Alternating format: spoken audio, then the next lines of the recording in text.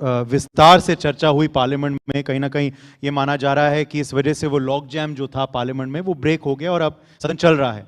एक और मुद्दा था जो उठा पार्लियामेंट में और उस पर विस्तार चर्चा हुई, वंदे मातरम का। मगर विपक्ष ये कह रहा है कि उस मुद्दे पर आप इतना विस्तार से चर्चा करवा रहे हैं क्योंकि असली मुद्दों से आप कहीं ना कहीं भाग रहे हैं। आखिर कांग्रेस वंदे मातरम से दूर क्यों भागती है?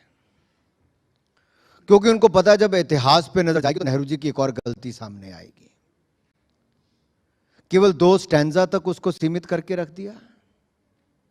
कौन सी मजबूरी थी? अगर कांग्रेस के अधिवेशन में पूरे के पूरे वंदे मातरम को गाया जाता था, बड़े बड़े संगीतकार गाते थे, और उन्होंने विरोध किया जब केवल 2 स्टैंजा तक कर दिया कि हम इसको नहीं गाएंगे, हम पूरे का पूरा गाएंगे। क्या मजबूरी थी?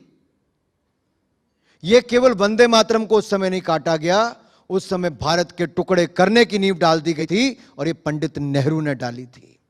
उसी समय समाज में बांटने, यानी कि धर्म के नाम पर या सोच के नाम पर बांटने का काम उस समय नेहरू जी ने उसकी नींव रख दी थी।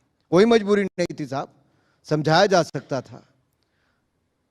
लेकिन पंडित नेहरू ने एक बहुत समझदारी के साथ अपना प्रधानमंत्री का पद पक्का करने के चक्कर में वो नींव उसी समय रख दी थी।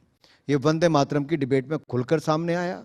और जब कांग्रेस के नेता ने कहा कि क्या जरूरत है पुराने गड़े मुर्दे उखाड़ने की, इसलिए जरूरत है कि जो जो गलतियां पंडित नेहरू जी के समय से लेकर इंदिरा जी और राजीव जी के समय तक की गई या मनमोहन सिंह जी के समय तक की गई हो, उसको देश के सामने लाना जरूरी है, उसमें सुधार करना जरूरी है।